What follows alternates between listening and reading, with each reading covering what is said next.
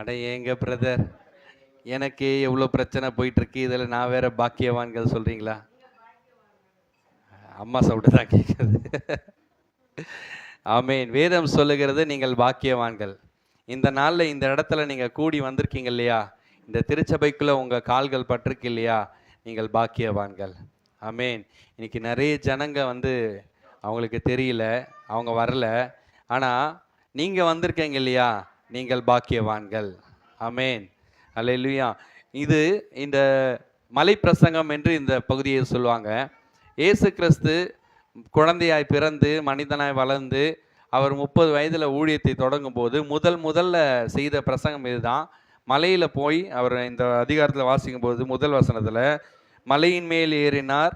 அவர் உட்கார்ந்த பொழுது அவருடைய சீஷர்கள் அவரிடத்தில் வந்தார்கள். அவர் தமது வாயை திறந்து அவர்களுக்கு உபதேசித்து சொன்னது என்னவென்றால் அப்படின்னு சொல்லி இந்த லிஸ்ட் ஆஃப் காரியங்களை ஆண்டவர் வந்து சொல்கிறார். இயேசு கிறிஸ்து சொல்கிறார். ஒவ்வொரு காரியங்களாக சொல்லி நீங்கள் பாக்கியவான்கள் அப்படின்னு சொல்கிறார். இந்த காரியத்தை தான் இன்னைக்கு நாம் தியானிக்க போகிறோம். நான் பாக்கியவான்கள் சொன்னீங்கல்ல, என்னென்ன விதத்தில் பாக்கியவான்கள், எப்படி பாக்கியவான்கள்னா முதல்ல என்னது? பாக்கியம் பண்ணவங்க அப்படின்னா யாருக்குமே கிடைக்காத ஒரு காரியம், யாருக்குமே கிடைக்காத ஒரு வாய்ப்பு, ஒரு குறிப்பிட்ட நபருக்கு மட்டும் கிடைச்சது தானே அதுதான் பாக்கியம் சொல்லுவாங்க. யாருக்குமே எல்லாருக்கும் கிடைக்கிறது எனக்கும் கிடைச்சது அது பாக்கியமா? இதுதான் சாதாரணமாச்சு, அதான் எல்லாருக்குமே கிடைக்குதுல்ல அப்படின்னும். ஆனால் யாருக்குமே கிடைக்காத ஒரு வாய்ப்பை கடவுள் நமக்கு மட்டும் கொடுத்துருக்கிறான்னா இதை தான் பாக்கியவான்கள் சொல்லுவாங்க. அப்படி என்ன என் லைஃப்பில் அவர் தனியாக கொடுத்துட்டார் பாக்கியம் பண்ணுற அளவுக்கு அப்படின்னு நினச்சேன்னா அவரே நமக்கு வந்திருக்கிறது தான் பெரிய பாக்கியம். ஏசு கிறிஸ்து இன்னைக்கு உங்கள் உள்ளத்தில் வந்தது தான் பாக்கியம். ஆமேன். அவர் வரும்பொழுது நமக்குள்ள ஒரு சில மாற்றங்கள் வருகிறது, ஒரு சில காரியங்கள் மாறுதலாய் முடியும், ஒரு சில குணாதிசயங்கள் மாறும். இவையெல்லாம் மாறுதுன்னா நாம் பாக்கியவான்கள். சும்மா நானும் ரட்சிக்கப்பட்டேன், நானும் சர்ச்சுக்கு போகிறேன், நானும் கிறிஸ்டியன் அப்படின்றதால நாம் தேவனுடைய பிள்ளைகளாக மாற முடியாது. நம்ம சர்ச்சுக்கு வரோம்னா இயேசுவை ஏற்றுக்கொண்டோம் என்றால் நமக்குள்ள சில மாற்றங்கள் ஏற்பட வேண்டும், சில குணாதிசயங்கள் மாற வேண்டும். இப்படி மாறினா மட்டும்தான் நாம் தேவனை ஏற்றுக்கொண்டதுக்கு அடையாளம். பேரை மட்டும் கிறிஸ்டியனாக வச்சுக்கிட்டு ஆண்டனி ஜெபஸ்டின் அப்படின்னு வச்சிட்டா மட்டும் கிறிஸ்டியன் கிடையாது. பேருக்கு வேணால் சொல்லிக்கலாம், ஆனால் உள்ள மாறலைன்னா, எண்ணங்கள் மாறவில்லை என்றால் நாம் தேவனுடைய பிள்ளைகளாக இருக்க முடியாது. என்ன எண்ணங்கள் மாறணும், எப்படி மாறணும் அப்படின்றது தான் இந்த பகுதியில் நாம் வந்து வாசித்தோம். 3ஆம் வசனத்தில் சொல்லும்போது இந்த ஒரு லிஸ்ட் ஆஃப் காரியங்களை நீங்கள் நம்ம தியானிக்க போகிறோம். 3ஆம் வசனத்தில் ஆவியில் எளிமையுள்ளவர்கள் பாக்கியவான்கள், பரலோக ராஜ்யம் அவர்களுடையது. அல்லேலூயா. முதல் காரியம் என்னது? யார் பாக்கியவான்கள்? ஆவியில் எளிமையுள்ளவர்கள். இந்த பகுதியை வந்து நிசி வந்து டெய்லி ஸ்கூல் போகும்போது கூட்டுட்டு போய் விடும்போது இந்த பகுதியை ஃபுல்லாக மனப்பாடம் பண்ணும். அவளுக்கு 5 வசனம் தான் தெரியும், ஆனால் அவளுக்கு என்னென்ன அர்த்தம் புரியாது. ஆனால் வசனம் மட்டும் சொல்லுவாள், ஏன்னா குழந்தை இல்லையா. ஆனால் நமக்கெல்லாம் என்னது, நம்ம யாரும் குழந்தைகள் இல்லை. யாராச்சும் 5 வயதுக்கு உட்பட்டவர்கள் இருக்கீங்களா? இல்லை. எல்லாருக்கும் சொல்கிற தமிழ் புரியுதில்ல, நான் பேசுகிற தமிழா இந்தியான்னு குழப்பம் யாருக்கும் இல்லைல்ல. அப்போ எல்லாருக்கும் புரியுன்னு நம்புகிறேன். ஸ்தோத்திரம். அப்போது ஆவியில் எளிமையுள்ளவர்கள் பாக்கியவான்கள் சொல்லப்பட்டிருக்கு. நம்மளுடைய ஆவியில் என்ன வேணுமா? எளிமை என்கிற காரியம். எளிமை அப்படின்னா என்னது? நம்மக்கிட்ட ஒன்றுமே இருக்காது, ஆனால் நம்ம காட்டுறது பார்த்தா எப்படி இருக்கும்? பெருசாக அப்படி அவங்க பேசுனா போதும், அப்படியே பயங்கரமாக அப்படி விடுவாங்க பாருங்க. அப்படி இல்லை. தேவன் நம்மை ஆசீர்வதித்திருக்கிறார், தேவன் நமக்கு கொடுத்துருக்கிறார், தேவன் நமக்கு நல்ல குடும்பத்தை கொடுத்துருக்கிறார். இப்போது நம்ம ஆவியில் எப்படி இருக்கணும்னா எளிமை உள்ளவர்களாக இருக்கணும். ஏன் நம்ம எளிமை உள்ளவர்களாக இருக்கணும்னா, நல்லா பந்தா பண்ணுறவங்களை பிடிக்குமா, சாந்தமாக இருக்கிறவங்கள பிடிக்குமா? அவங்களோட தானே ஃப்ரெண்ட்ஷிப் வச்சுப்போம், அவங்களோட தானே உறவு வச்சுக்குவோம். இயேசு கிறிஸ்து இந்த பூமியில் பிறந்த பொழுது, மனிதனாய் வந்த பொழுது அண்ட சராசரங்களும் அவருக்கு அடங்கும். ஆனால் இயேசு கிறிஸ்து தன்னை தாழ்த்தி மனுஷனாய், அவர் சாதாரண ஒரு மனுஷனாய் தான் வாழ்ந்தார். அவர்கிட்ட வல்லமைகள் இருந்தது, அவர் சொன்ன எல்லா காரியங்களும் நடக்கும், ஆனால் அவர் பயன்படுத்தவே இல்லை. சிலுவையில் அறையப்பட்ட பொழுதும் இயேசுவை சொல்கிறாங்க, அங்கே நீ தான் கடவுளாச்சல்ல, நீயா உன்னையை காப்பாற்றிக்க பார்க்கலாம், நீயா சிலுவையில் இறங்கி வா. சிலுவையில் ஆணிகளால் தொங்கிட்டு இருக்காரு. அப்போ சொல்கிறாங்க, நீயா உன்னையை இறக்கி வர முடியுமான்னு பாரு, வா, நீ தான் கடவுளாச்சு அப்படின்னு சொல்லி. ஆனால் அவர் நினச்சிருந்தான்னா நடக்கும். தேவ தூதர்கள் வந்து அவருக்கு உதவி செஞ்சிருப்பாங்க, இருந்த ஜனங்கள்லாம் அழிக்கப்பட்டிருப்பாங்க. ஆனால் அவர் செஞ்சாரா? இல்லை. ஏன்னா அவர் தம்மை தாழ்த்தினார். ஆவியில் எளிமையுள்ளவர்கள் தங்களை தாழ்த்துவார்கள். ஆவியில எளிமை இல்லைன்னா தங்கள் பெருமைகளை தான் பேசுவார்கள். அந்த பெருமை குணங்கள் தான் வெளிப்படும். நம்ம கிட்ட எப்படிப்பட்ட குணம் இருக்கு? பெருமையின் குணம் இருக்கா? நம்ம கிட்ட ஒரு காரியம் நம்ம வாழ்க்கையில் நடந்துருச்சுன்னா அதை குறிச்சே பெருமையா பீத்திக்கிறது. எனக்கு அப்படி இப்படி, எனக்கு அது இருக்கு, எனக்கு இவங்களே தெரியும் அவங்களே தெரியும்னு சொல்லி கிறிஸ்தவர்களாய் மாறியதுன்னா ஃபார்மில் கையெழுத்து போட்டு மாறுறதெல்லாம் இல்லைங்க. இயேசுவை ஏற்றுக்கொண்டவர்களுடைய எண்ணம் ஆவியில் எளிமையுள்ளவர்களாக இருப்பாங்க. சிம்பிளாக இருப்பாங்க, பெருசாக காட்டிக்க மாட்டாங்க. தேவன் தனக்கு கொடுத்ததுக்காக நன்றி சொல்லுவாங்க. நீங்கள் நல்லா பாருங்கள், பெருமை உள்ளவர்களுக்கு அவங்களுடைய உள்ளம் பார்த்தீங்கன்னா சமாதானமாக இருக்காது. தன்னை விட பெருசாக சொல்லணும். அவங்க ஒரு வார்த்தை சொல்லிட்டாங்கன்னா போதும், 10 வார்த்தை நான் சொல்லணும். அவங்க ஒரு காரியம் செஞ்சுட்டாங்கன்னா போதும், நானும் 10 காரியம் செஞ்சு தான் தன்னை நினச்சிக்குவாங்க. அவங்க ஒரு பொருள் வாங்கிட்டாங்கன்னா அதையும் நான் வாங்கணுன்ற அந்த எரிச்சல் எண்ணங்கள், அது ஆவியில் எளிமையை தருவதில்லை. அந்த ஆவியில் எளிமை இல்லைன்னா நம் வாழ்க்கையும் வளருவதில்லை. எனவே நம்ம ஆவியில் எளிமையுள்ளவர்களாக இருந்தோம்னா நாம் பாக்கியவான்களாக இருப்போம். அங்கே சொல்லப்பட்டிருக்கு, பரலோக ராஜ்யம் அவர்களுடைய தான். யாரெல்லாம் தங்களை தாழ்த்தி தங்களை எளிமையுள்ளவர்களாய் காட்டுறாங்களோ அவங்க பாக்கியவான்களாக இருக்காங்க. பரலோக ராஜ்யம் அவங்களுக்காக இருக்கிறது. அல்லேலூயா. நம்ம எல்லாருமே பரலோகத்துக்கு போகணுன்னு தாங்க ஆசை. யாருக்கெல்லாம் மோட்சத்துக்கு போகணுன்னு ஆசை? இந்த வாழ்க்கையை முடிச்சுட்டு நான் போகும்போது நான் மோட்சத்துக்கு போகணும் அப்படின்னு சொல்லி அவங்கெல்லாம் ஆவியில் எளிமையுள்ளவர்களாக இருப்பாங்க. தங்களை வந்து பெருசாக காட்டிக்க மாட்டாங்க. கர்த்தர் நடத்துகிறார். எல்லா புகழும் யாருக்கு போகும்னா கடவுளுக்கு தான் போகும். கடவுள் தான் என்னை நடத்துகிறான், கடவுள் தான் என்னை வேலையை கொடுத்தாரு. நான் ஒன்றுமே இல்லை, இந்த உலகத்தில் நான் ஒன்றுமே கொண்டு வந்தது இல்லை, என்கிட்ட ஒன்றுமே இல்லை. நான் சம்பாதித்தவைகள்லாம் என்னுடைய பலன் கிடையாது. இது எல்லாமே கர்த்தர் எனக்கு கொடுத்தது. இந்த குடும்பம் கர்த்தர் எனக்கு கொடுத்தது. இந்த இந்த ஊர் எனக்கு கர்த்தர் என்னை கொடுத்துருக்கிறார். இந்த இந்த சபை எனக்கு கர்த்தர் கொடுத்துருக்கிறார். எதுவுமே என்னோடது இல்லையே. நான் என்ன கொண்டு வந்தேன்? நான் பிறக்கும்போது ஒன்றுமே இல்லாமல் தானே வந்தேன். நான் இறக்கும்போதும் எதுவுமே இல்லாமல் தானே இருப்பேன். இதுதானே மனிதர்கள். அப்போ இந்த இடைப்பட்ட நாட்களில் நான் செய்தேன்னு சொல்கிற நமக்கு ஆவியில் எளிமை வராது. கர்த்தர் எனக்கு கொடுத்தது, கடவுள் எனக்கு கொடுத்தார், இறைவன் எனக்கு கொடுத்தது, இயேசு எனக்கு கொடுத்தது, எல்லா கிரெடிட்டும் இட் கோஸ் டு காட். இதுதான் ஆவியில் எளிமை உள்ளவர்கள். தன்னுடைய புகழ் என்று பார்க்க மாட்டாங்க, நான் பெருமை அடையணும்னு பார்க்க மாட்டாங்க. தேவனுடைய நாமம் மகிமைப்படட்டும். நான் ஒரு காரியம் செஞ்சு முடிச்சிட்டேன்னா, நான் சாதிச்சிட்டேன்னா, இந்த இதெல்லாம் நான் நடத்தலைங்க, கர்த்தர் எனக்கு ஞானம் கொடுத்தார். அல்லேலூயா. இதுதான் ஆவியில் எளிமை உள்ளவர்கள். நான் தான் செஞ்சேன், ஓகே ஓகே அப்படின்னு சொல்லி பீத்தி கொள்றதுக்கு என்னுடைய ஞானம் ஒன்றுமே இல்லையே. என்னையை விட படித்தவர்கள் மேதாவிகள் நிறைய பேர் இருக்காங்களே. ஆனால் என்னையும் ஒரு பொருட்டாக ஆண்டவர் நினைச்சாரு, என்னையும் ஆண்டவர் ஆசீர்வதிச்சார், என்னை இந்த உயர்வுக்கு வச்சிருக்க, எனக்கு இந்த வேலையை கொடுத்துருக்கா. என் தகுதி இல்லாத என்ன தேவன் தகுதிப்படுத்தி அவர் கிருபையினால உயர்த்திருக்கிறாரே, அவருக்கே மகிமை உண்டாகட்டும். அல்லேலூயா. இதுதாங்க ஆவியில் எளிமை உள்ளவர்கள். ஆவியில் எளிமை உள்ளவர்கள் சிம்பிளிசிட்டியாக இருப்பாங்க. ஒருத்தவங்க கேட்குறாங்க, ஒரு கேள்வி கேட்குறாங்கன்னா அவங்களுக்கு ரெஸ்பான்ஸ் பண்ணுவாங்க. ஆனால் ஊரில் சில பேர் இருப்பாங்க, கொஞ்சம் காசு பணம் வந்துருச்சுன்னா அவங்க பேச்சு எப்படி இருக்கும்? அவர் துணியே வேற மாதிரி இருக்கும். அப்புறம் அப்புறம் கையில் ஒன்றும் இல்லை, காட்டுறேன். அப்புறம் இது வந்து கல்யாணத்துக்கு போட்டதுங்க, அப்படி செயின் தெரியணுன்றதுக்காக ஒரு பட்டன் எடுத்து விட்டுட்டு, இது ஆவியிலே எளிமை இல்லை. கர்த்தர் உங்களை ஆசீர்வதிச்சிருக்கிறா, சந்தோஷம். இல்லாதவங்க எத்தனை பேர் இருக்காங்க? அவங்களுக்காக ஜெபம் பண்ணுவாங்க, அவங்களுக்காக பரிதபிப்பாங்க, அவங்க தேவையில் உள்ளவங்களுக்காக ஜெபம் பண்ண, அவங்களால இயன்றதை செய்வாங்க. ஆவியில் எளிமையுள்ளவர்கள் தன்னுடைய நலனுக்காக வாழ மாட்டாங்க, பிறருடைய நலத்தையும் பார்க்கிறவர்கள் தான் ஆவியில் எளிமையுள்ளவர்கள். அல்லேலூயா. இன்னைக்கு தேவனை தேடுகிற நம்மை தேவன் ஆவியில் எளிமையுள்ளவர்களாய் மாற்றிருக்கிறார். ஆமென். ஆவியில் எளிமையுள்ளவர்கள் பாக்கியவான்கள். சொல்லுங்க. ஆமாம், கர்த்தர் நம்ம எல்லாரையும் ஆவியில் எளிமையுள்ளவர்களாய், சிம்பிளிசிட்டியாய். யாராச்சும் ஒரு கேள்வி கேட்குறாங்களா, அவங்களுக்கு நம்ம ரெஸ்பான்ஸ் பண்ணுற விதத்திலேயே. சில நர்ஸெல்லாம் பார்த்துருக்கீங்களா? ஹாஸ்பிட்டலில் போனால் சிடுமுஞ்சியாக இருப்பாங்கல்ல, சிஸ்டர் அப்படின்னா என்ன பண்ணுவாங்க? அவ்வளோதான், இவங்க இப்போ தான் ஹாஸ்பிட்டலில் வந்திருக்காங்க, பர்மிஷன் கேட்டு வந்திருக்காங்க.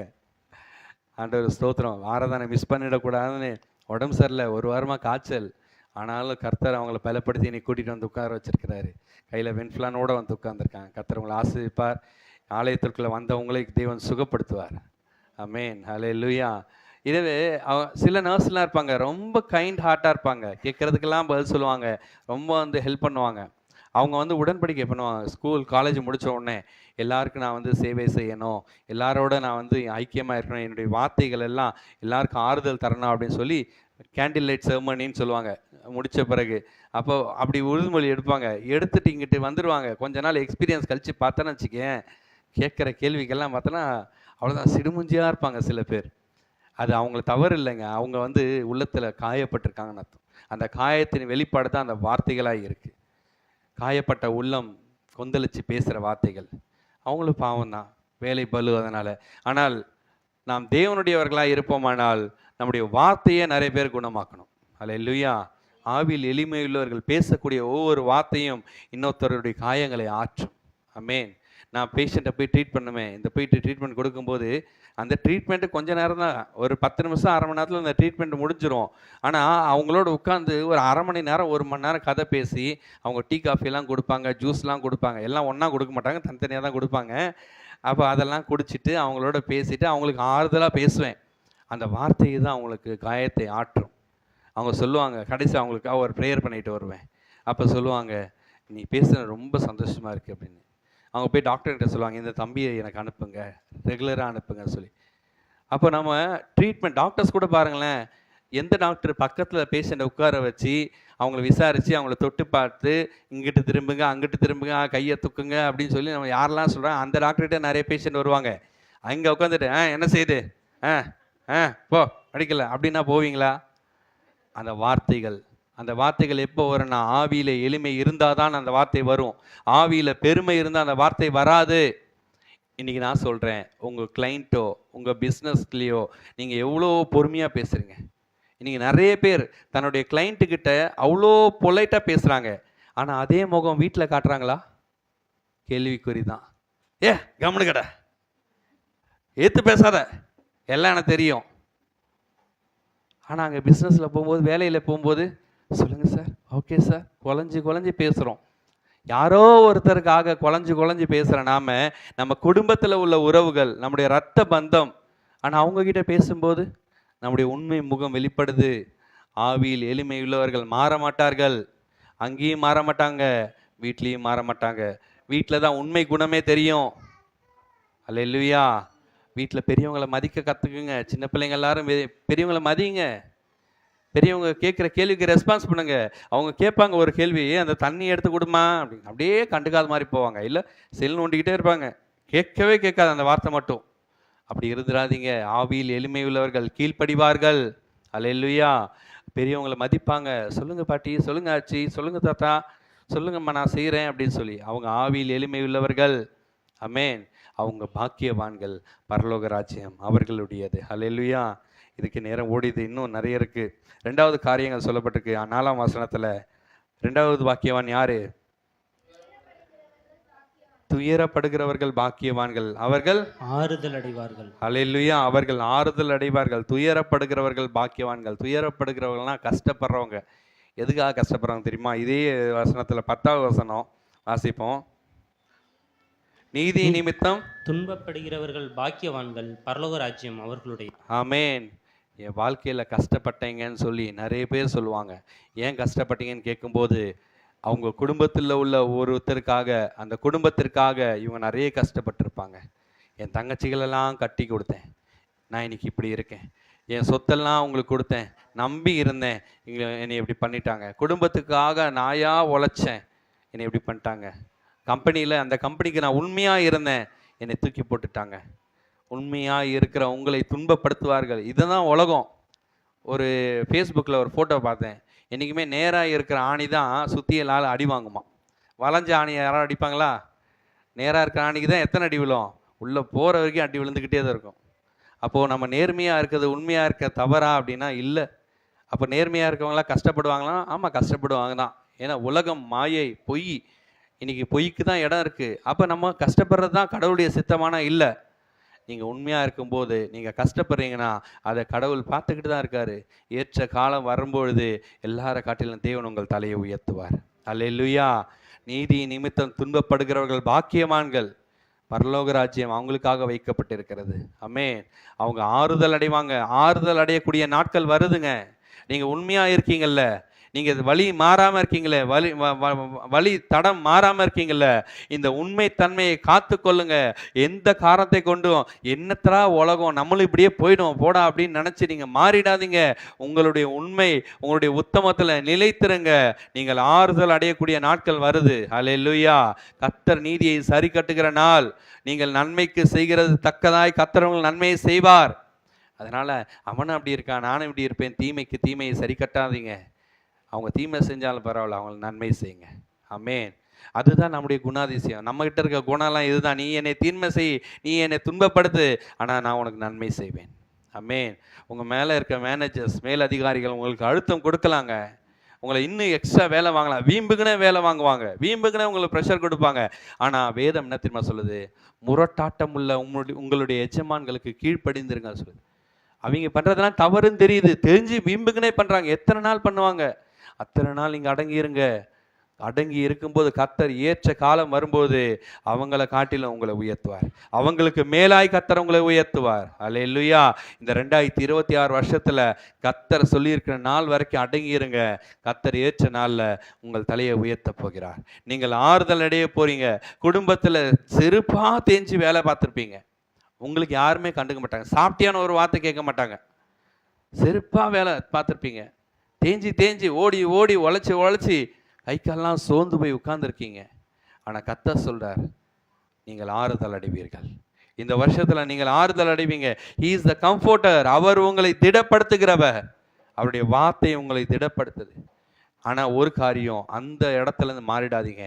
இவங்க செய்கிறதெல்லாம் தவறு தான், ஆனால் நான் சொல்லிக்கிட்டே இருக்கேன், இவங்க கேட்க மாட்டாங்கன்னு நினைக்கலாம். நீங்கள் சொல்கிறத நிப்பாட்டிடாதீங்க. ஒரு நாள் மனம் மாறுவாங்க. என்னத்தை தான் சொல்லி திருந்த மாட்டுறாங்க அப்படின்னு மட்டும் நினச்சிடாதீங்க. தொடர்ச்சியாக சொல்லுங்கள். நீங்கள் சோர்ந்து போயிடாதீங்க. ஆனால் நீங்கள் துன்பப்படுறீங்க, நீங்கள் கஷ்டப்படுறீங்க, உங்களை மதிக்கலை, வீட்டில் யாரும் உங்களை ஒரு பொருட்டாக நினைக்கல, ஆனாலும் கர்த்தர் உங்களால் தான் இந்த குடும்பம் வாழ்கிறது அப்படின்ற நாள் வரப்போகுது. அல்லேலூயா. விசுவாசிக்கிறீங்களா? உங்களால் தான் இந்த குடும்பம் செழிப்படைந்தது. கடந்து வந்த நாட்களில் நீங்கள் பண்ண அந்த மகத்துவமான தியாகத்தை அவங்க நினைவு கூறுகிற நாட்கள் வரும். எல்லா நேரமும் இருதயம் கல்லாக இருக்காது. ஒரு நாள் கரையும். கர்த்தர் கரையை வைப்பார். அந்த நாட்களில் நினைவு கூறுவாங்க. இந்த குடும்பத்திற்காக நீங்கள் செய்த தியாகத்தை நினைவு கூறுவாங்க. இன்னைக்கு சொன்னால் புரியாது தான், ஆனால் ஒரு நாள் வரும். கர்த்தர் ஆறுதல் செய்கிற நேரம் வரும். அன்னைக்கு உங்களுடைய தியாகம் எல்லாமே உங்கள் குடும்பத்தாருக்கு தெரியும். நீங்கள் உழைத்த உழைப்பு எல்லாமே உங்களுடைய நிறுவனத்திற்கு தெரியும், உங்களுடைய அதிகாரிகளுக்கு தெரியும். அன்னைக்கு உங்களுக்கான ரிவார்ட்ஸ் இருக்கு. ஆனால் அந்த நாளுக்கு முன்பதாக நீங்கள் தீர்மானம் எடுத்து தடம் மாறிவிடாதீர்கள். உங்களுடைய உத்தமத்தில் நிலைத்திருங்க. உங்களுடைய உண்மைத்தன்மையில் உறுதியாக இருங்க. உங்களுடைய வேலையை நீங்கள் செய்யுங்க. எதற்காக உங்களுடைய மனசை மாற்றிடாதீங்க. அல்லேலூயா. திடமனதாக இருங்க. கர்த்தர் உங்கள் பட்சத்தில் இருக்கிறார். ஆமென். துயரப்படுகிறவர்கள் பாக்கியவான்கள். நீதி நிமித்தம் துன்பப்படுகிறவர்கள் பாக்கியவான்கள். நீங்கள் ஆறுதல் அடைவீர்கள். பரலோக ராஜ்யம் உங்களுக்காக வைக்கப்பட்டிருக்கிறது. அல்லேலூயா. அடுத்த வசனத்தை வாசிப்போம்மா. 5ஆம் வசனம். சாந்த குணம் உள்ளவர்கள் பாக்கியவான்கள், அவர்கள் பூமியை சுதந்தரித்துக் கொள்வார்கள். ஆமென். ஃபர்ஸ்ட் என்ன பார்த்தோம்? ஆவியில் எளிமை உள்ளவர்கள் பாக்கியவான்கள். 2வது துயரப்படுகிறவர்கள் பாக்கியவான்கள். இப்போ சாந்த குணம் உள்ளவர்கள் பாக்கியவான்கள். சாந்த குணம் உள்ளவர்கள். சிலருக்கு 40 வயசு ஆச்சுன்னா என்ன குணம் வருமா? கேள்விப்பட்டிருக்கீங்களா? 40 வயசு ஆச்சுன்னா என்ன குணம்? நாய் எப்படி இருக்கும்? ஸ்தோத்திரம். அப்படி இல்லைங்க. 40 இல்லை, 100 வயசானாலும் சாந்த குணமாயிருங்க. உங்கள் சாந்த குணம் எல்லாருக்கும் தெரியட்டும். அவர்கிட்ட பேசுனா அந்த வார்த்தைகள்லாம் எவ்வளோ அருமையாக இருக்கும். சும்மாவாச்சு பேச்சு கொடுக்க வருவாங்க. ஏன்னா உங்ககிட்ட ஒரு ஆறுதல் இருக்குது. நீங்கள் பேசுகிற வார்த்தை அவங்கள ஆறுதல் படுத்துது. பெரியவங்களாம் இருக்கீங்க, நீங்கள் பேசுகிற வார்த்தை எல்லாருக்கும் ஆறுதல் படுத்தட்டும். அப்படி தான் நானும் பேசுகிறேன், யார் என் பேச்சை கேட்குறா? அவங்க கேட்குறாங்களோ இல்லையோ, அவங்க அந்த நிலைமைக்கு வரும்போது யோசிச்சு பார்ப்பாங்க. அல்லேலூயா. இன்னைக்கு சொல்லும்போது கேட்கறதுக்கு அவங்க ரெடியாக இல்லை. ஆனால் அந்த வார்த்தை அவங்க செவியில் விழுந்தது. அந்த விழுந்த வார்த்தை இருதயத்தில் பதிந்தது. ஒரு நாள் அவங்க வளருவாங்க. அந்த நாட்களை யோசிச்சு பார்ப்பாங்க. அன்னைக்கே எங்கள் அம்மா சொன்னாங்க, அன்னைக்கே எங்கள் அப்பாச்சி சொல்லுச்சு அப்படின்ற வார்த்தை மறக்க மாட்டாங்க. ஆனால் சொன்னீங்களான்னு தான் முக்கியம். அதனால் சொல்லுங்கள். பக்கத்தில் பார்த்து சொல்லுங்க சொல்லுங்க. ஆமாம், என்ன சொல்லுங்க? சாந்த குணமாக வார்த்தையை சொல்லுங்க. அல்லேலூயா. உங்கள் வீட்டில் யோசிச்சு பாருங்களேன். இப்போ உங்கள் வீட்டில் இருக்க நபர்களெல்லாம் மைண்டு கொண்டு வாங்க. யோசிச்சிட்டிங்களா? இப்போ உங்கள் வீட்லேயே சாந்த குணமாக யார் பேசுவாங்க யோசிச்சு பாருங்க. நான் நினைக்கிறேன் அந்த நபராய் நீங்கள் இருக்க வேண்டும் என்று. அல்லேலூயா. யார் எப்படின்னா பேசட்டும், யார் எந்த செயலாம் செய்யட்டும், ஆனால் நான் சாந்த குணமுள்ளவனாக இருப்பேன். என்னுடைய பேச்சு சாந்தமாக இருக்கும். எல்லாருக்கும் சாந்தத்தோடு வணக்கத்தோடு அவங்களுக்கு உத்தரவு சொல்லுவேன். எரிச்சலின் ஆவி வேண்டாங்க. எரிச்சலின் ஆவி என்ன பண்ண தெரியுமா? நம்மை அழித்திரும். பேச்சுனால அவன் குத்தி பேசினால நானும் குத்தி பேசுகிறேன் பாரு அப்படின்னு பேசி போட்டிங்கன்னா யாருக்கு நிம்மதி கெடும் தெரியுமா? பேசுகிறவங்க தான் நிம்மதி கெடும். எனக்கு தான் நிம்மதி கெடும். நான் 4 வார்த்தை நறுக்குன்னு கேட்டுருவேன். கேட்டு நான் நிம்மதியாக இருக்க முடியும்னு நினைக்கிறீங்க? கண்டிப்பாக இல்லை. நான் நிம்மதியாக தூங்க முடியும்னு நினைக்கிறீங்க? முடியாதுங்க. அவங்க கூட டேக் கேர் ஈஸி கேர்ன்னு விட்டுட்டு போயிடுவாங்க. டேக் இட் ஈஸியா, டேக் இட் ஈஸின்னு போயிடுவாங்க. ஆனால் பேசின வார்த்தையை நம்ம குத்திகிட்டே இருக்கும். இதனால தான் சுகர் அதிகரிக்குது, ப்ரெஷர் அதிகரிக்குது தெரியுமா? முந்தி நாட்களில் யாருக்காவது சுகர் கேள்விப்பட்டிருக்கீங்களா? அப்பாச்சி உங்கள் நாளில் சுகர் கேள்விப்பட்டிருக்கீங்களா? யாருக்குமே சுகர் இருக்குது தெரியாது. ஆனால் இன்றைக்கி பாருங்கள், எல்லாருக்கும் சுகர் இல்லாதவங்களாம் ஒதுக்கப்பட்டவங்களாம் ஆகிடுவாங்க. சுகர் இருக்கா? வா நீ சமுதாயம் அப்படின்ற மாதிரி நிலைமை ஆயிடுச்சு. உடம்பு கோளாறு. 30 வயசு ஆயிடுச்சு, இன்னும் சுகர் வரலையா? வந்திருக்கணுமே. நான் மார்க்கெட்டிங்கில் இருக்கும்போது என் மேனேஜர் சொன்னார், உனக்கு ப்ரெஷர் வந்திருக்க, மாத்திரை சாப்பிட்றியா அப்படின்னாரு. இல்லையே அப்படின்னு. வந்திருக்கணுமே, 30 வயசு ஆச்சுன்னா ப்ரெஷர் வரணுமே. அதுவும் இந்த வேலையில் இருந்துட்டு ப்ரெஷர் வராமையே இருக்க, எப்படி வராமல் இருக்கு அப்படின்னு. பவித்ரா சிஸ்டர் சிரிக்கிறத பார்த்தா அவங்க கம்பெனியில் நிறைய பேர் இருக்கும் போல இருக்கு. ஆமாம், இந்த நாட்கள் அப்படிப்பட்ட நாட்களில் தான் இருக்குது. ப்ரெஷர் அண்டர் த ப்ரெஷரில் ஒர்க்கு. மேலதிகாரிகள் கொடுக்குறாங்க டார்கெட் ப்ரெஷர், கார்பரேட்டோடைய ப்ரெஷர், குடும்பத்தில் ப்ரெஷர். இன்றைக்கி எல்லாருமே ப்ரெஷரில் வாழ்கிறாங்க. ப்ரெஷர் குக்கர் வெடிக்கிற மாதிரி வெடிக்குது ஒவ்வொருத்தவங்களுக்கும். பேக்கெட்டில் முட்டாய் மாதிரி மாத்திரையை வச்சு தெரியுறாங்க. நான் சொல்கிறேன், சாந்த குணமாக இருந்தீங்கன்னா உங்களுக்கு ப்ரெஷர் வராது, சுகர் வராது. அல்லேலூயா. அப்பார்ட் ஃப்ரம் மெடிக்கல் நான் சொல்கிறேன். ஏன் தெரியுமா? நம்ம யோசிக்கும் போது நம்முடைய மண்டையில் இருக்க அந்த யோசனைகள் என்ன செய்யுதுன்னா, நம்முடைய ரத்த ஓட்டத்தை அந்த பம்பிங்கை அதிகப்படுத்துது. ப்ரெஷர்னா என்ன நினைக்கிறீங்க? Blood pressure. பிபினா என்ன நினைக்கிறீங்க? ரத்த கொதிப்புன்றீங்களே. திரும்ப அதே சொல்லக்கூடாது, அது விளக்கத்தை சொல்லுங்க. அந்த சர்க்குலேஷன் என்ன ஆகும் தெரியுமா? அந்த லேப்டாப்னு அடிக்குதா இதயம்? கை வச்சு பாருங்க, அடிக்குதா இல்லையான்ட்டு. அடிக்கலாம் கை உயர்த்துருங்க. இப்பயே அடிக்குதில்ல எல்லாருக்கும். இதுதான் லேப்டாப்னு அடிக்கல, அது சீராக அடித்தா பிரச்சனையே இல்லை. அது அதை வேலையை செய்யும். நம்ம ஏதாவது டென்ஷன் ஆகும்போது என்ன ஆகும்? அடிக்கிறது ஸ்பீடாகும், வேக வேகமாக தள்ளும். அப்போது இவ்வளோ தான் அந்த குழாய், ரத்த ஓட்ட குழாய் அப்படின்னா, இதில் ரொம்ப ஃபோர்ஸாக போச்சுன்னா என்ன ஆகும்? பைப்பில் தண்ணி அந்த குழாய் சைஸுக்கு தான் போகணும். மிதமிஞ்சி அனுப்புனா என்ன ஆகும்? வால்வு பெருசாகிடும். இதுதான் அந்த ரத்த ஓட்டத்தோடைய அளவு, அந்த ஸ்பீடு தான், அந்த துடிப்பு தான் கால்குலேட் பண்ணுறாங்க. அதுதான் பிளட் ப்ரெஷர். சிஸ்டோலிக் டயஸ்டோலிக் அப்படின்னுவாங்க. அது 120 80 அந்த நார்மல் ஸ்பீட்லேயே துடிச்சதுன்னா பிரச்சனை இல்லை. அது கூட குறைய போச்சுன்னா பிரச்சனை. அதுதான் ப்ரெஷர். ஏன் ப்ரெஷர் ஆகுது? நம்முடைய செயல்கள், நம்முடைய நடக்கை, மனிதர்கள் பேசக்கூடிய வார்த்தை. நான் சொல்கிறேன், இந்த சூழ்நிலையில் சாந்தமாக இருந்தீங்கன்னா உங்களுக்கு ப்ரெஷர் வராது. அல்லேலூயா. உங்களுக்கு சுகர் வராது. இந்த ப்ரெஷரும் சுகர் வந்துச்சுன்னா இவங்க 2 பேரும் பிரதர்ஸ் மாதிரி. 3வது ஒரு ஆளை கூட்டு வந்துடுவாங்க. யார் தெரியுமா? சிகேடின்னு சொல்லுவாங்க, chronic kidney disease, kidney failure அப்படின்றது. அவர் 3வது நபராக வந்துடுவார். முதல் சுகர் வருவாங்க, 2வது ப்ரெஷர்கார் வருவார். இவங்க ஒரு 10 வருஷம் இருந்தாங்கன்னா போதும், 10 வருஷம் கழிச்சு கிட்னி ஃபெயிலியருக்கு ஆளை கூட்டு வந்துடுவாங்க. 3 பேர் உடம்பு ஆளுவாங்க, கூட கொலஸ்ட்ரால் வந்துடுவார். இதெல்லாம் சொந்தக்காரங்க. அதனால் ப்ரெஷரை குறைச்சிருங்க, டென்ஷன் ஆக வேண்டாம், சாந்தமாக இருங்க. என்ன சூழ்நிலையானாலும் சரி, கர்த்தர் உங்களோட இருக்கிறார். அல்லேலூயா. என்ன சூழ்நிலையாக இருந்தாலும் சரி, கர்த்தர் உங்களை சொல்கிறார் பாக்கியவான்கள் சொல்லி. அதனால் அமைதலோடு சாந்தத்தோடு இருங்க. அடுத்த வசனத்தை வாசிப்போம். நீதியின் மேல் பசிதாகம் உள்ளவர்கள் பாக்கியவான்கள், அவர்கள் திருப்தி அடைவார்கள் சொல்லி. நீதியின் மேல் பசிதாகம், நல்லது தான் செய்யணும். ஏசு அன்றைக்கே சொல்கிறார் பார்த்தீங்களா? நல்லது மட்டும் எதிர்பாருங்க. உங்கள் குடும்பத்தில் நல்லது மட்டும் எதிர்பாருங்க, அந்த நல்லதெல்லாம் கர்த்தர் நிறைவேற்றுவார். நம்முடைய சிந்தனையில் கெட்டது வர்றதான் காரணம். இன்னொருத்தனை தீங்கு நினைக்கிறது தான் காரணம். இன்னொருத்தன் அப்படி வளர்ந்துடக்கூடாது நம்ம நினைக்கிற எண்ணம் தான் தவறானது. ஆனால் நீதியின் மேல் பசி தாகமாக இருந்தீங்கன்னா கர்த்தர் அவர்களை ஆசீர்வதிப்பார். ஹல்லேலூயா. அவங்க எப்படி இருப்பாங்கன்னா திருப்தி அடைவார்கள். அவங்க வாழ்க்கையில் நல்லது நடக்கும். நீ இன்னொரு வாழ்க்கையில் நல்லது நினச்சனா உன் வாழ்க்கையை கர்த்தர் ஆசீர்வதிப்பார். நீ திருப்தி அடைவாய். ஹல்லேலூயா. எனவே நீதியின் மேல் பசி தாகம் உள்ளவர்கள், இரக்கமுள்ளவர்கள். 7ஆம் வசனத்தை வாசிப்போம். இரக்கமுள்ளவர்கள் அவர்கள் என்ன பெறுவார்கள்? ஹல்லேலூயா. இரக்கமுள்ளவர்கள். இன்னைக்கு இரக்கம் தான் உலகத்துல எல்லாம் போச்சு. கிலோ எவ்வளோ அப்படின்னு கேட்பாங்க. இரக்கமே இல்லை ஒவ்வொருத்தருக்கும். வெறியாட்டம், வெறி செயல்கள். போன வாரம் அந்த இன்ஸ்டாகிராமில் ஒரு வட மாநில இளைஞரை நீங்கள்லாம் பார்த்துருப்பீங்கன்னு நினைக்கிறேன். அந்த சின்ன சின்ன பசங்க அருவாலை வச்சு எப்படி வெட்டுறாங்க பாருங்கள். இரக்கமே இல்லை. இன்னைக்கு ஜனங்கள் மாறிக்கொண்டிருக்காங்க. இன்னைக்கு அதான் நான் பேசிகிட்டே வந்தேன் சித்தப்பா கூட. இன்றைக்கி எல்லாருமே எஜுகேட்டடாக இருக்காங்க, நாலேஜ் எல்லாம் நிறைய இருக்குது, டெக்னாலஜியெல்லாம் யூஸ் பண்ணுறாங்க. பட் ஹியூமனிட்டி இருக்கானா? இல்லை. மனித தன்மை, மனிதாபிமானம் இருக்கானா? இல்லை. ஆனால் விலங்குகளுக்கு இருக்குது. 5 அறிவு கொண்ட விலங்குகளுக்கு இருக்குது. இரக்கம் பார்க்குது. மனுஷனுக்கு இரக்கம் பார்க்குது. நிறைய வீடியோஸில் பார்த்துருப்பீங்க. இது நார்மலாக டிசார்டர்ஸ்லாம் வரும்போது, இயற்கை பேரழிவுகள் வரும்போது இந்த குழந்தைகள்லாம் இருக்கும், செவுறு விழுற மாதிரி இருக்கும். இது அப்படியே இழுத்துட்டு வந்துடும். பார்த்தா செவுறு விழுந்திருக்கும். வண்டி வரும், இது இழுத்துட்டு வந்திருக்கும். இது மாதிரி நிறைய ஷார்ட்ஸ் எல்லாம் போடுறாங்க பாருங்கள். அதுங்களுக்கு இறக்கம் இருக்குது. மனிதருக்கு மேலே இறக்கம் இருக்குது. அதோட இனங்கள் மேலே இறக்கம் இருக்குது. ஆனால் மனிதனுடைய இனத்தின் மேலே இறக்கம் இல்லாமல் போயிடுச்சு. இறக்கம் இல்லை. ஒருத்தனை இறங்கணும்னா கஷ்டம், ஒருத்தனை கொடுக்கணும்னா கஷ்டம். எல்லாரையும் நாம் விரட்டி அடிக்கிறோம். அப்படிப்பட்ட ஜனங்களாய் இன்னைக்கு திருச்சபையில் இருக்கிற நீங்கள் இருக்கக்கூடாது, நான் இருக்கக்கூடாது. இதுதான் இயேசு விரும்புகிறார். இரக்கமுள்ளவர்களாக இருங்க.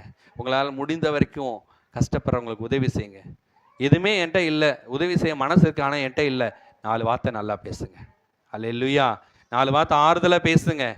கவலைப்படாதீங்க, கர்த்தர் மாற்றுவார். அவங்க சூழ்நிலை உங்ககிட்ட பேச வரும்போது சொல்லுங்க, கர்த்தர் மாற்றுவார், சூழ்நிலையை மாற்றுவார், நீங்கள் எல்லாத்துலையும் நல்லா வருவீங்க அப்படின்னு சொல்லி அந்த 4 வார்த்தை பேசுங்க போதும். அவங்க உங்களை தேடி வருவாங்க.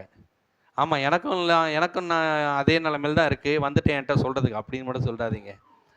எல்லாருக்கும் நிலைமை கஷ்டமாக இருக்குங்க. ஆனால் பேசுங்க, நல்ல வார்த்தைகளாக பேசுங்க. இன்னொருத்தவங்களுக்கு ஆறுதல் தரக்கூடிய வார்த்தைகளை பேசுங்க. கர்த்தர் உங்கள் வாழ்க்கையை மாற்றுவார். ஹல்லேலூயா. அடுத்து 8ஆம் வசனத்தில், இருதயத்தில் சுத்தமுள்ளவர்கள் பாக்கியவான்கள், அவர்கள் தேவனை தரிசிப்பார்கள். இங்கே தாங்க பிரச்சனையே. எல்லா காரியமும் யோசிக்கிற ஒவ்வொரு கிரிமினல்ஸும் எங்கேருந்து வருது தெரியுமா? இருதயத்திலிருந்து வருது. அந்த நினைவுலேருந்து தான் வருது. ஆனால் தேவன் சொல்லுகிறார், இருதயத்தில் சுத்தமுள்ளவர்கள். சுத்தமுள்ளவர்கள்னா யாருக்கும் தீங்கு நினைக்காதவர்கள், தீமையான காரியங்கள் செய்யாதவர்கள், நன்மையை மட்டுமே யோசிக்கிறவர்கள். இவங்க தான் இருதயத்தில் சுத்தமுள்ளவர்கள். இப்போ கூட விபிஎஸ்ல ஒரு பாட்டு பாடம், இதயத்தில் சுத்தம் உண்டு தெரிஞ்சுக்கோவா, சோப்பு சிப்பு போட்டால் கூட அப்படின்னு சொல்லி. ஆமாம், உடம்புல நம்ம சுத்தப்படுத்தணும்னா சோப்பெல்லாம் இருக்குது. உங்களுக்கு தெரிஞ்ச ஒரு 2 சோப்பு பேர் சொல்லுங்கள். லக்ஸு, பியர்ஸு, ஆமாம், இத்தனை சோப்பு இருக்குது. இதெல்லாம் குளிச்சானா என்ன ஆகும்? கம்மன்னு நம்முடைய உடம்பு வாசனையாக இருக்கும். உள்ளத்துக்குள்ளே அழுக்காக இருக்கே, அந்த அழுக்கை போக்கிறதுக்கு என்ன பண்ணுவீங்க? நம்முடைய நினைவுகள், யோசிக்கிற நினைவுகள் அழுக்காக இருக்கே, அதை போக்கிறதுக்கு என்ன பண்ணுவீங்க? என்ன சோப்பு போடுவீங்க? என்ன ஷாம்பை போடுவீங்க? ஒரு சோப்பு போடுற கலக்கி குடிச்சிருவோமா? வைத்தால போயிடும். அப்போ இருதயத்தில் உள்ள அந்த அழுக்கை சுத்தம் செய்வதற்கு இயேசுனுடைய ரத்தம் இருக்கிறது.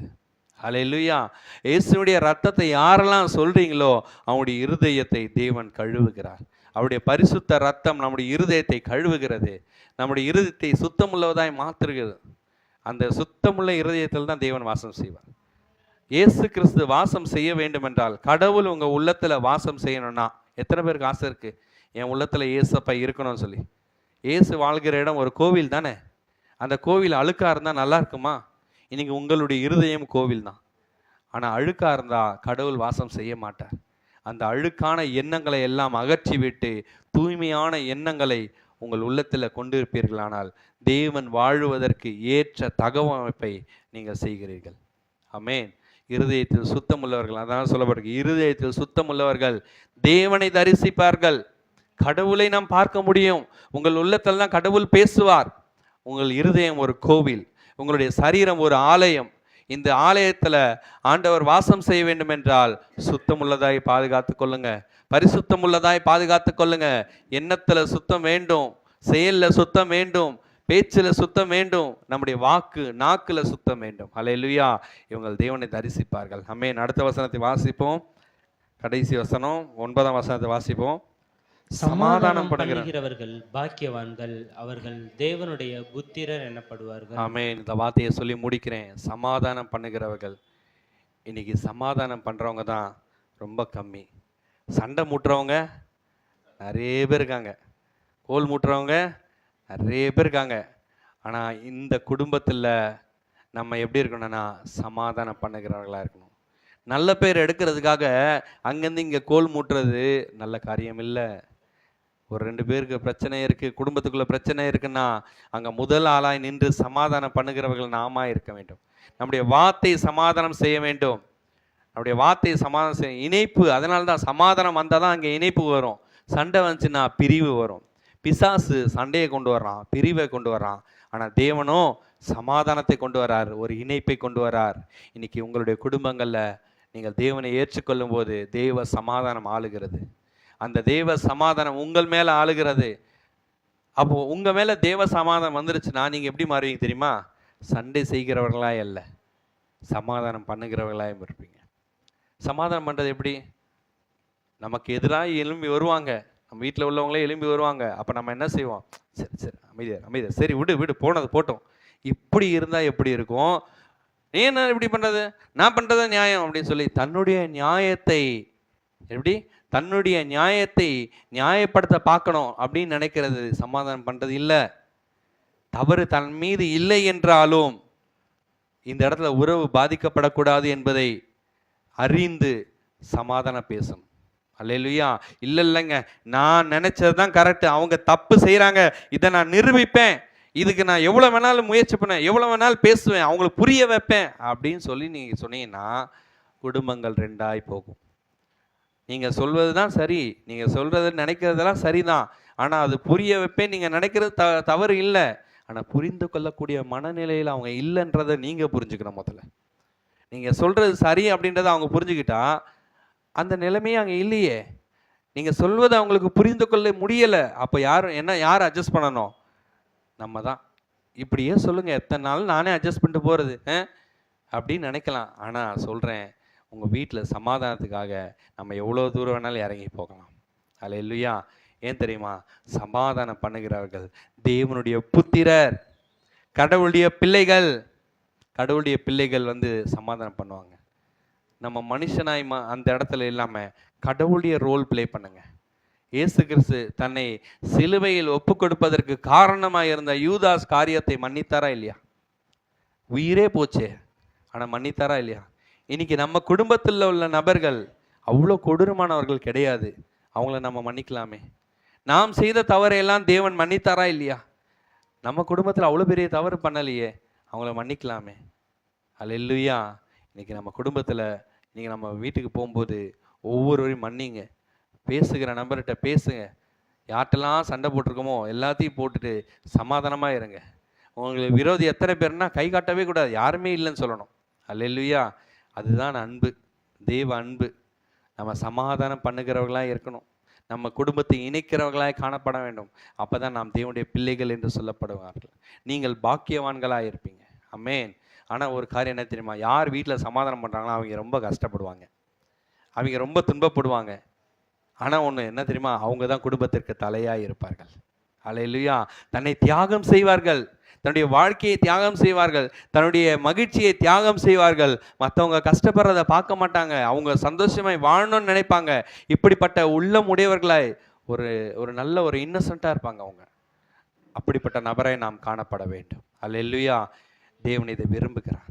உங்கள் குடும்பத்தில் சாந்த குணமுள்ளவர் யாருன்னா நான் தான் கை தூக்குற அளவுக்கு, அது நான் சொல்லக்கூடாதுங்க. நானே எல்லாத்துக்கும் நான் டிக் அடிச்சிருவேன். சமாதானம் பண்ணுறேன்னா நான் தான், ஆமாம் இறக்கம் பண்ணுறேன்னா நான் தான் எல்லாத்துக்கும் அப்படின்ட்டு நம்ம சொல்லக்கூடாது. நம்மளை குறித்து நம்ம குடும்பத்தார் என்ன சொல்கிறாங்க, என்னைய குறித்து என் ஃப்ரெண்ட்ஸ் என்ன சொல்கிறாங்க, என்னைய குறித்து என் கூட வேலை பார்க்குறவங்க என்ன சொல்கிறாங்க, அவங்க டிக் அடிப்பாங்களா? யோசிச்சு பாருங்க. நான் சமாதானம் பண்ணுறேன் அப்படின்னு சொல்லி அவங்க நினைக்கும் போது அவங்க உள்ளத்துக்குள்ளே என்னுடைய முகம் வருமா? அப்படி உள்ளவர்களாய் நாம் இருப்போமானால் தேவனுடைய புத்திரராக இருப்போம். தேவன் சொன்னபடி நாம் பாக்கியவான்களாக இருப்போம். அல்லேலூயா. நீங்கள் இரக்கமுள்ளவர்களாக இருங்க, இருதயத்தில் சுத்தமுள்ளவர்களாக இருங்க, சமாதானம் பண்ணுகிறவர்களாக இருங்க, சாந்த குணமுள்ளவர்களாக இருங்க, நீதி நிமித்தம் துன்பப்படுங்கள். என்னடா இப்படி சொல்கிறார் நினைக்காதீங்க. கஷ்டப்பட சொல்கிறாருன்னு. நீதி நிமித்தம் துன்பப்படுங்க, கண்டிப்பாக கஷ்டப்படுத்துவாங்க, வார்த்தைகளால் கஷ்டப்படுத்துவாங்க, செயல்களால் கஷ்டப்படுத்துவாங்க, நம்மளை வெறுத்து ஒதுக்கி வாழ வைப்பாங்க. ஆனால் நீதி நிமித்தம் துன்பப்படுங்கள், கர்த்தர் அதை அனுமதிக்கிறார். அது எல்லா நாளும் கிடையாது. துன்பப்படுகிற நீங்கள் ஆறுதல் அடையும் காலம் வருகிறது. ஹல்லேலூயா. எல்லா சூழ்நிலையிலும் ஆவியில் எளிமையுள்ளவர்களாய் மாறுங்கள், நீங்கள் பாக்கியவான்களாய் இருப்பீர்கள். ஆமென். இது தேவன் சொன்ன வார்த்தை, இயேசு கிறிஸ்து சொன்ன வார்த்தை. இன்னைக்கு இயேசு கிறிஸ்து உங்கள் ஒவ்வொருடைய உள்ளத்திலும் பேசி இருக்கிறார். நீங்கள் பாக்கியவான்கள் என்பதை தேவன் சொல்லுகிறார். இந்த காரியங்கள்லாம் நாம் செய்யும்போது தேவனுடைய பிள்ளைகளாக இருக்கிறோம். ஆமென். நம்ம ஒப்பு கொடுத்து தலைகளை தாழ்த்தி ஜெபிப்போமா? ஹல்லேலூயா. ஸ்தோத்திரம் ஆண்டவரே. Thank you Jesus. ஹல்லேலூயா. இயேசுவே, ஆண்டவரே, எனக்கு சட்டுன்னு கோவம் வந்துடுது ஏசப்பா. திடீர்னு கோவம் வந்துடுது, ஒரு ஆவேசம் ஆயிடுது. என்னை அறியாமல் நான் பேசிடுறேன் ஏசப்பா. என்னை அறியாமல் நான் ஏதாவது தூக்கி எறிகிறேன் ஏசப்பா. என்னை அறியாமல் நான் கோவப்பட்டுறேன், ஏதாவது ஒரு வார்த்தையை விட்டுறேன் அப்படின்னு நீங்கள் நினைக்கிறீங்களா? ஆண்டவரே, இந்த சுச்சுவேஷனை கண்ட்ரோல் பண்ணுறதுக்கு எனக்கு பலன் கொடுங்க ஆண்டவரே. ஆவியானவர்கிட்ட கேளுங்க, ஆவியானவரே எனக்கு உதவி செய்யுங்க. இந்த சூழ்நிலையெல்லாம் பார்த்துட்டு என்னால் பொறுமையாக இருக்க முடியலன்னு நினைக்கிறீங்களா? அந்த பலவீனமான இருதயத்தை தேவன் அவர் பலப்படுத்துகிறார். இதெல்லாம் பார்த்து பொறுமையாய் நடப்பதற்கு, சாந்த குணமாய் வாழ்வதற்கு தேவனுடைய பலன் இல்லாமல் மனுஷனுடைய பலத்தினால முடியாது. அதனால் தேவனிடத்துல கேளுங்க, ஏசப்பா, என் குடும்பத்தில் நடக்கிற காரியங்கள்லாம் பார்த்துட்டு நான் பொறுமையாக போனோம். நான் உங்களுக்கெல்லாம் புத்திமதிகளை சொல்கிற அளவுக்கு ஆண்டவரே என்னை ஞானமாய் மாற்றுங்க ஏசப்பா. என் வேலையில் நடக்கிற அக்கிரமங்களெல்லாம் பார்த்துட்டு என்னால் சும்மா இருக்க முடியல. ஆண்டவரே, அதுக்கு பொறுமையை தாங்க ஏசப்பா. ஆண்டவரே, நான் கரைப்படாத இருதயமாய், கைகளில் சுத்தமுடையவனாய், இருதயத்தில் சுத்தமுடையவனாய் நான் வாழணும் ஏசப்பா. நீதிமானாய் வாழ்றதுக்கு உதவி செய்யுங்கன்னு சொல்லி ஆண்டவர்கிட்ட கேளுங்க. ஆண்டவருடைய பிள்ளைகளாய் நீங்கள் இருக்கீங்க. ஆண்டவர் உங்களுக்கு ஆறுதல் தருகிறவராக இருக்கிறார். ஆறுதல் மட்டும் இல்லை, உங்களை திருப்தி அடைய செய்கிறவராக இருக்கிறார். உங்களுக்காக பரலோக ராஜ்யத்தை அவர் வைத்திருக்கிறார். Hallelujah. Thank you Jesus. Thank you Jesus. இனி பேசக்கூடிய வார்த்தைகள் எல்லாம் அநேகருடைய காயத்தை ஆற்றுகிறதா இருக்கணும். நான் பேசுகிற வார்த்தை இன்னொருத்தவங்களுக்கு காயத்தை கொடுக்கக்கூடாது, இன்னொருத்தருடைய காயத்தை ஆற்ற வேண்டும். ஆமேன். ஹல்லேலூயா. சொல்லுவோமா? என் வாயின் வார்த்தையெல்லாம் பிறர் காயமாற்ற வேண்டும். என் வாயின் வார்த்தையெல்லாம் பிறர் காயமாற்ற வேண்டும். ஆராதனை ஆராதனை ஆராதனை ஆராதனை ஆராதனை ஆராதனை ஆராதனை ஆராதனை அன்பர் இயேசு. ஆமென். இயேசுவே, ஆவியான தேவனுக்கே அன்பு இயேசு ராஜனுக்கே, ஆவியான தேவனுக்கே இந்த நாளின் ஒவ்வொரு நிமிடமும் உந்தன் நினைவால் நிரம்ப வேண்டும். இந்த நாளின் ஒவ்வொரு நிமிடமும் உந்தன் நினைவால் நிரம்ப வேண்டும். என் வாயின் வார்த்தையெல்லாம் ஒப்பு கொடுப்போமா? நாம் ஒப்பு கொடுப்போமா? இயேசுவே, என் வாயின் வார்த்தையெல்லாம் பிறர் காயம் ஆற்ற வேண்டும். ஆமேன். ஆண்டவரே, ஒப்பு கொடுத்த ஒவ்வொரு பிள்ளைகளையும் கண்ணோக்குங்க ஏசப்பா. ஆண்டவரே, உங்க உள்ளத்துக்குள்ள சமாதானம் கொடுப்பீராக. ஆண்டவரே, ஒரு சந்தோஷம் கொடுப்பீராக ஏசப்பா. ஒரு மகிழ்ச்சியின் உள்ளத்தை கொடுப்பீராக. ஆண்டவரே, இவங்களுக்கு எதிராய் பொறாமையினால எது செஞ்சாலும் ஆண்டவரே இதெல்லாம் வாய்க்காமல் போவதாக. ஆண்டவரே, அன்பின் பிரமாணம் இவங்களுக்குள்ள கிரியை செய்யட்டும். ஆண்டவரே, சாந்த குணம் கிரியை செய்யட்டும். சமாதான உதடுகளை கொடுங்க ஏசப்பா. கொந்தளிக்கிற ஒவ்வொரு உள்ளங்களும் ஏசப்பா தேற்றப்படுவதாக, ஆறுதல் தருவீராக. உம்முடைய வார்த்தை அவர்களுக்கு ஆறுதல் படட்டும் ஏசப்பா. காயப்பட்டு வந்த ஒவ்வொரு உள்ளங்களே ஏசப்பா இன்னைக்கு நீர் காயம் கட்டுவீராக ஏசப்பா. ஹல்லேலூயா. மனிதர்களால காயப்பட்டு இருக்கலாம், ஆனால் கர்த்தர் நீர் காயத்தை ஆற்றுகிறவர். ஆண்டவரே, இந்த உள்ளங்களை எல்லாம் உங்க கருத்துல கொடுக்கிறேன் ஏசப்பா. ஆண்டவர், இந்த காயங்களை எல்லாம் மாற்றுங்க, இந்த வடுகளை எல்லாம் மாற்றுங்க தேவனே. உங்க வாழ்க்கையில ஆண்டவர் புது சந்தோஷத்தை, புது களிப்பை உண்டாக்குங்க ஏசப்பா. உடைந்து போய் இருக்கிற உள்ளங்களை எல்லாம் தேற்றுவீராக, அந்த குடும்பங்களை எல்லாம் இணைப்பீராக ராஜா. ஆண்டவரே, இவங்க குடும்பத்துல இவங்க ஒரு முன்மாதிரியாய் இருக்கணும் ஏசப்பா. ஆண்டவரே, இந்த குடும்பத்தில் இவங்க ஆசீர்வாதமாய் மாறணும். இவங்க ஜெனரேஷன்ஸ்க்கு இவங்க பிளெஸ்ஸிங்காக இருக்கணும் ஏசப்பா. தலைமுறையின் ஆசீர்வாதமாய் இவர்களை மாற்றுவீராக. இந்த திருச்சபையை மாற்றுவீராக. இந்த திருச்சபையில் பேசப்படுகிற ஒவ்வொரு உம்முடைய வார்த்தைகளும் ஒவ்வொரு உள்ளங்களை தேற்றுவதாக ராஜா. உருவாக்கட்டும் ஆண்டவரே. பலனுள்ள இருதயமாய் மாற்றப்படட்டும் ஆண்டவரே. வேலை ஸ்தலங்கள் ஆண்டவரே எவ்வளோ அழுத்தங்கள் இருந்தாலே சப்பா, அந்த மன அழுத்தத்தை எல்லாம் நீக்கி ஆண்டவரே சந்தோஷத்தை கொடுக்கிறவர், தன்னுடைய வேலையில பொறுப்பாய் நடப்பதற்கு தேவன் கிருபை செய்கிறவர். ஆண்டவரே, எங்கள் திருச்சபை நீ நேசிக்கிறதுக்காக நன்றி ஆண்டவரே.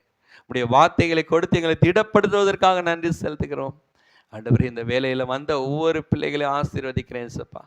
ஆண்டவரே, இந்த திருச்சபையின் மூலமாக ஆண்டவரே எங்களை நீ ஆவிக்குரிய வாழ்க்கையில் வளர்க்கிறதுக்காக நன்றி. சமுதாயத்திலும் நாங்கள் வாழக்கூடிய வழியை கற்றுக் கொடுக்கிறதுக்காக நன்றி ஏசப்பா. எங்கள் திருச்சபை குடும்பங்கள் ஒவ்வொருவரையும் நீ ஆசீர்வதிக்கிறீர், பேர் பேராய் ஆசீர்வதிக்கிறதுக்காக நன்றி ஆண்டவரே. ஆண்டவரே, இந்த பட்டணத்துல ஆசீர்வாதமான திருச்சபையாய் மாற்றப் போகிறதுக்காக நன்றி ஆண்டவரே. விளக்க தண்டின் மேல் உள்ள விளக்காய் இந்த கிறிஸ்மஸ் திருச்சபை நீர் வைத்ததுக்காக நன்றி செலுத்துகிறோம். உடைய கரங்களை ஒப்புக் கொடுக்கிறோம். இந்த ஆராதனை ஆசீர்வாதமாய் கொடுத்ததுக்காக நன்றியோடு துதிக்கிறேன் சப்பா. துதிக்கான மகிமையெல்லாம் உம்மக்கே செலுத்துகிறோம். நீர் ஒருவரே பெரியவர். இயேசுவின் நாமத்தில் ஜெபிக்கிறோம் எங்கள் ஜீவனுள்ள நல்ல பிதாவே, ஆமேன். என் ஆத்மாவே கர்த்தரை ஸ்தோத்திரி, என் முழு உள்ளமே அவர் பரிசுத்த நாமத்தை ஸ்தோத்திரி. என் ஆத்மாவே கர்த்தரை ஸ்தோத்திரி, அவர் செய்த சகல உபகாரியங்களையும் மறவாதே. ஆமே. நம்முடைய கர்த்தராக இருக்கிற இயேசு கிறிஸ்துவின் கிருபையும் பிதாவாகிய தேவனுடைய அன்பும் பரிசுத்த ஆவியான அன்யோன்யம் ஐக்கியமும் நம் அனைவரோடும் இருந்து பாதுகாத்து வழி நடத்துவதாக. ஆமேன், ஆமேன். God bless you all. Hallelujah. Praise the Lord. கர்த்தர் உங்களை ஆசீர்வதிப்பார்.